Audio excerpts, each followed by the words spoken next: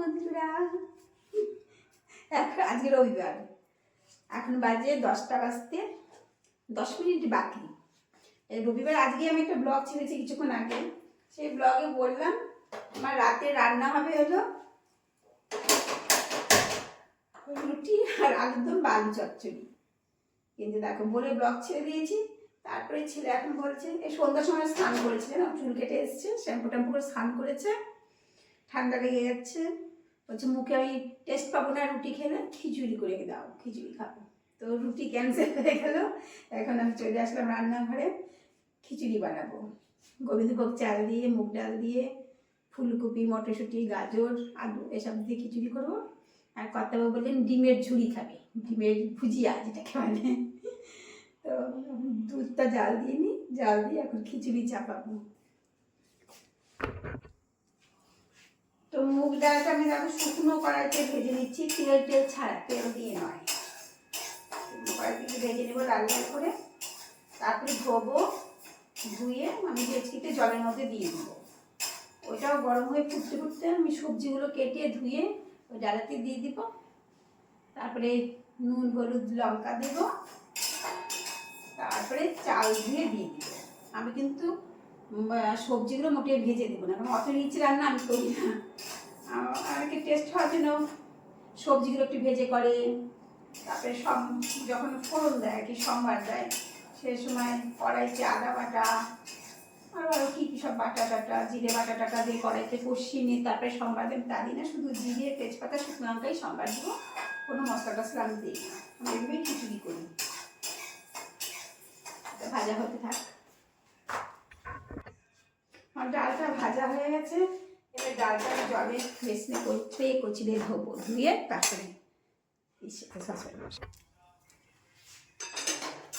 ডালগুলো ধোয়া হয়ে গেছে। আমি দেখো দিয়ে দিচ্ছি জলের মধ্যে।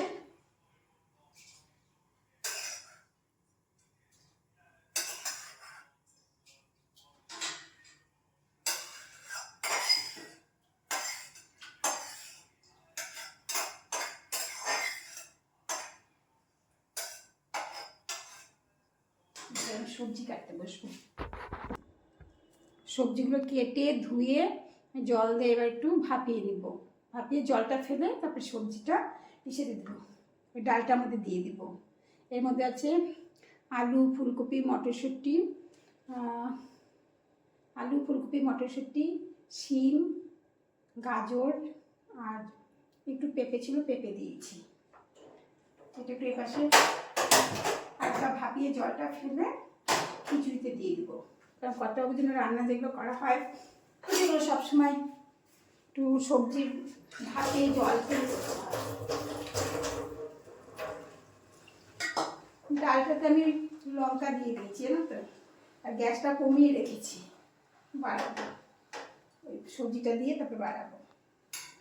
একটু নুন হলুদ দিয়ে দিই, নুন হলুদ আর কিছু না, নুন হলুদ দেবো, ওই সবজিগুলো দিয়ে দেবো, তারপরে চাল দিব, তারপরে ফোড়ন দিয়ে দেবো সেদ্ধ হয়ে গেলে।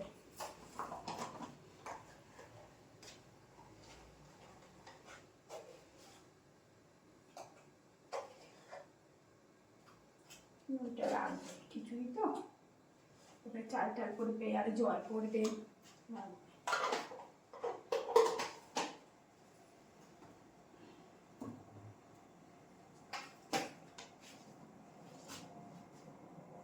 হলুদটাও দিয়ে দিলাম। সবজিটা একটু ভাপিয়ে আসলে আমি দিয়ে দেবো।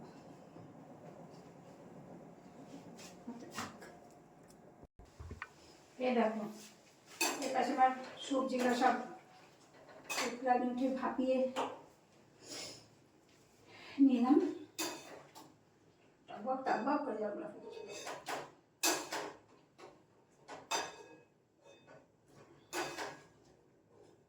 এগুলো তেলে ভেজে খিচুড়িতে দেওয়া তো ভাবতেই পারি না, ডাইরেক্ট দিতে পারি না, ভাপিয়ে সে কী করে দিতে হয়, সেদ্ধ না, জল ফেলে দিতে হয়।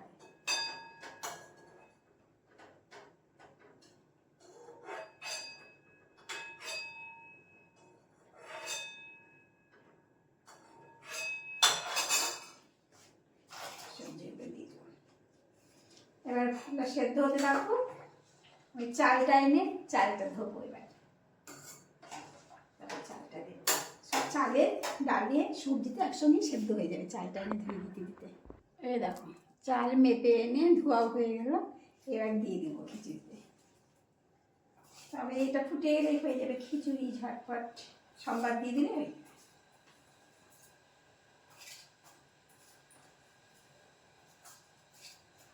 এই সবজি যা করেছে, মুগ ডাল আর গোবিন্দভোগের চাল এমনি সেদ্ধ করলেই কত টেস্ট লাগে বলো।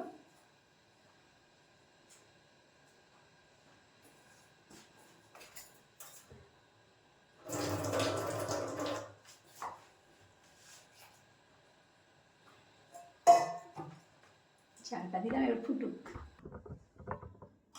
এই দেখো চালে ডালে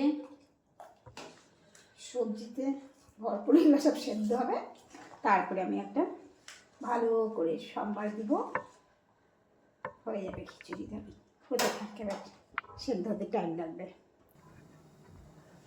খিচুড়িটা এবার সম্বার দিয়ে দেবে, জানো সম্বার দেওয়ার পরে যারা ঘি খাও ঘি, যেখানে তো ঘি খাই না আমি আমার ছেলে একদম ঘি পছন্দ করি না, ঘিয়ের গন্ধ পছন্দ করি না। ঘি দিয়ে অনেক বেশি টেস্ট হয়, বেশিরভাগ লোকে ঘি দিয়ে খায়, তবে সম্বার দিয়ে দিচ্ছি।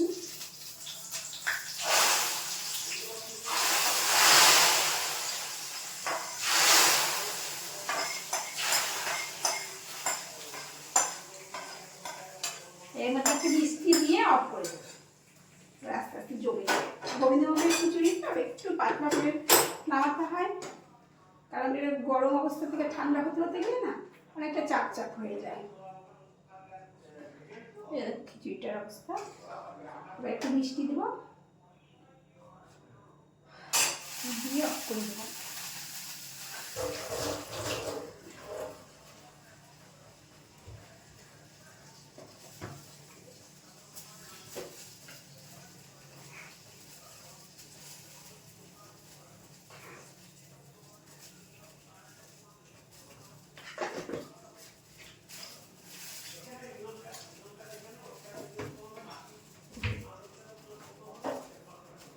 এবার একটু ঘি দিয়ে তোমরা নামিয়ে নেবে, যেটা যারা ঘি দিয়ে খাওয়া। হয়ে গেল খিচুড়ি। আর ওই দেখো দুটো ডিম বের করে রেখেছি, পেঁয়াজ কুচিয়ে সামান্য একটু লঙ্কা দিয়ে ডিমের ভুজিয়া করে দেবো। কত বেশি ভালোবাসে না তো ঝালটা, যেন অল্প লঙ্কা দেবো। তাও তাকে যাওয়ার সময় লঙ্কাগুলোকে বেছে বেছে তুলে তারপরে তাকে দিতে হবে, একদম ঝাল খেতে পারবে। তো এবার রাখি, ওই দেখি 11টা বাজে, জানি না খাবে কিনা, ডাকাডাকি করছে। পাঁপড় ভাজবো আর পেঁয়াজ লঙ্কাটা কেটে ধুয়ে নিলাম, ডিমের ভুজিয়া করবো, যেটাতে পাঁপড়টা না রোল করে রাখা হয়েছিল, তখন খুলে খুলে টুকরো টুকরো হয়ে গেছে।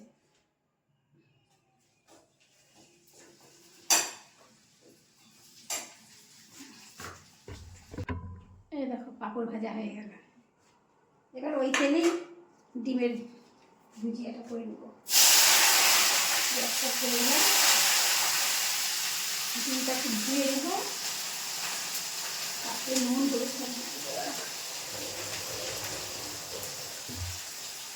ডিমটা ধুয়ে নিয়েছি, নুনের মধ্যে ভাজবো।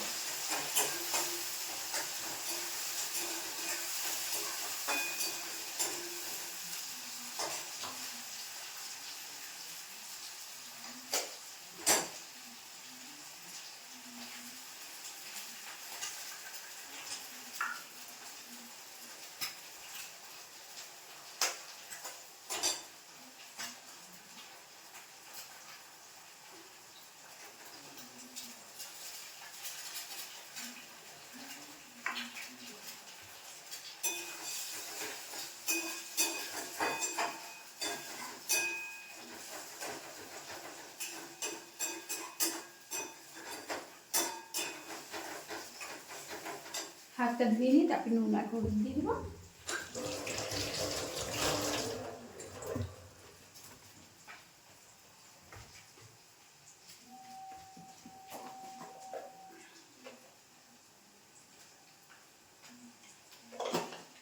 নুন দিলাম, সবাইকে ডাকাডাকি করতে হবে, জানো তো, এদের খাবে, কে উঠে বসছে? আমি বলছি রান্না কখন, খিচুড়ি হয়ে গেছে, পাঁপড় ভাজা হয়ে গেল, ডিম ভাজাটাও হয়ে যাবে। কেউ না চট করে খেতে বসতে চায় না, এত তেলাতে হয় এদের, ভালো লাগে না। কর্তাবাবুকে খেতে দিয়ে দিয়েছি, প্রায় হয়ে এলো কর্তাবাবুর খাবার। ছেলেকে নিয়ে যত ঝঞ্ঝাট, ছেলে এখনো উঠছে না। পাঁপড় ভাজা, পাঁপড় ভাজা, ডিমের ভুজিয়া আর খিচুড়ি সবজি দিয়ে। এটা আমার ছেলেটা বেড়েছি, বেড়ে ডাকছি, তোরা খাবে না জানো তো, বেড়ে তো দিলাম নষ্ট করে, খুব রোজ ভাত নষ্ট করতে, নষ্ট করতে, খেতে পারে না ঠিক মতো, কমিয়ে রাখি একটু।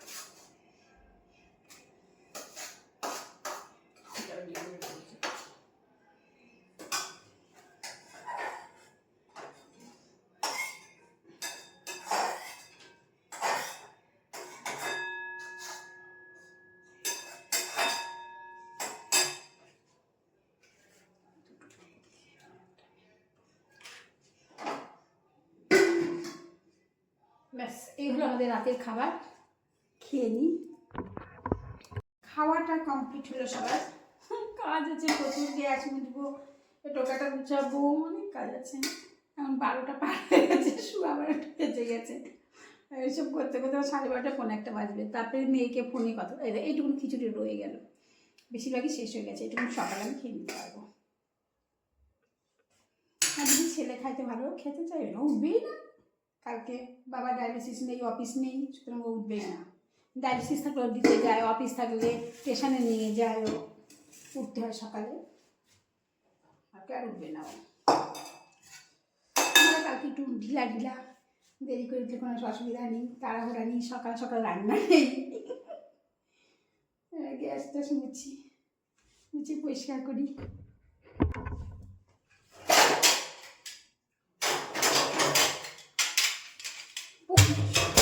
শোয়া 12টা বাজে, 12:15 আসি।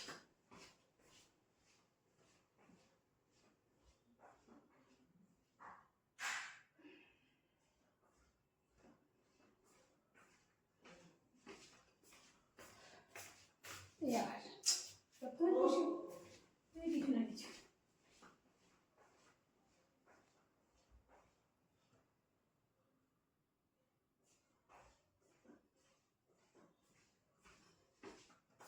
ছেলে শুয়ে পড়েছে, দরজা বন্ধ করে দিচ্ছে, একটু বেরোলো, খেলো, হাত মুখ ধুলো। আমার ওষুধ খাওয়া হয়নি, আমার 4টা ওষুধ খেতে হবে, 4 রকমের। আমার 9:30 10টার মধ্যে খাওয়া উচিত, সুগারের রুগী, দেখো কত রাতে খাই। বাবাকে বেশি হয়ে গেল।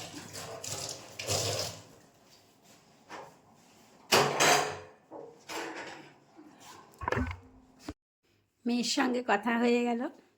এখন কটা বাজে জানো? আমাদের ঘড়িতে 1:20, মানে এই 1:05-10 হয়েছে, 1:05-10 হয়েছে। এইবার আমি শুতে যাব। Good night.